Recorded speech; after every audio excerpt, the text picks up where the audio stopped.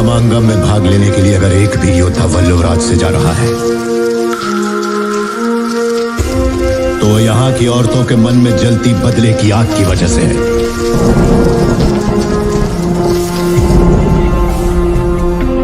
ऐसी ही वीरांगनाओं की कोख से मैंने और तुमने जन्म लिया है।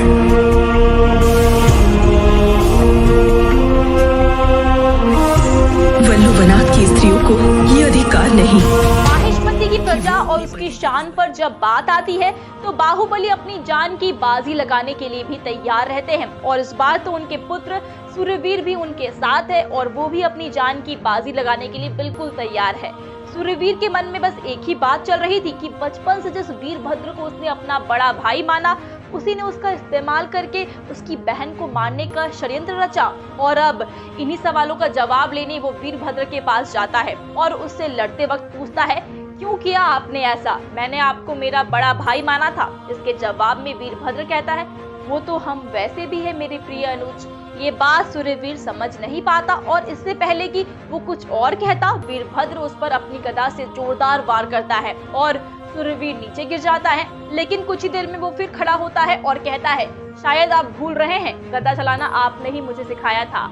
और फिर उन दोनों में लड़ाई शुरू हो जाती है और यहाँ अलेक्जेंडर और बाहुबली भी लड़ रहे होते हैं और तभी जब सवेरा होता है और सूरज चमक उठता है तब एक और बिगुल बजता है और एक सेना माहिष्मती की तरफ बढ़ती है, जिन्हें देख सब काफी चौंक जाते हैं क्योंकि वो वही है जिनके साथ अमरेंद्र बाहुबली लड़े थे, कालकेय की सेना।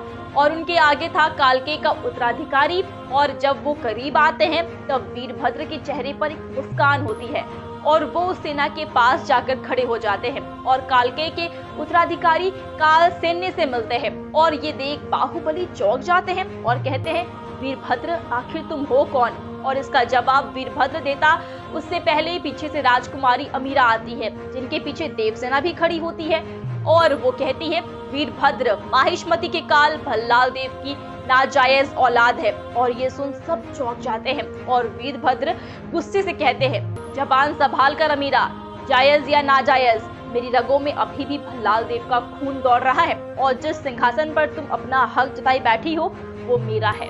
और इसके जवाब में बाहुबली कहते हैं, वो सिंहासन ना तो तुम्हारा था और ना कभी होगा, क्योंकि तुम माहिष्मती के गद्दार हो। जिसके जवाब में वीरभद्र मुस्कुराता हुआ कहता है, बाहुबली तुम मेरे पिता के हथियारे हो और तुम मुझे गद्दार कह रहे हो।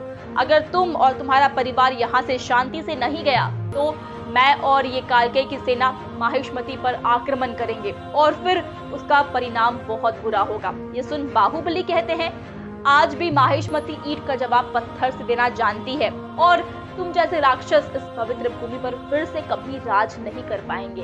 फिर बाहुबली, सूर्यवीर और अमीरा जय माहिष्मती के नारे के साथ वीरभद्र और कालकेय की सेना पर टूट पड़ते हैं और उनके साथ ही अलेक्जेंडर और उनकी ग्रीकी सेना भी माहिष्मती की सेना के साथ देते हुए लड़ती है और सालों पहले जो युद्ध हुआ था वैसा ही युद्ध फिर से होता है। तो क्या होगी इस कहानी की एंडिंग, जानने के लिए बने रहिए हमारे साथ।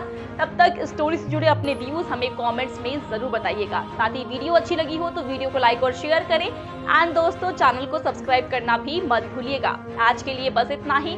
मैं प्रगति मिलूंगी आपसे नेक्स्ट वीडियो में। सेफ रहिए, मुस्कुराते रहिए, बाय बाय।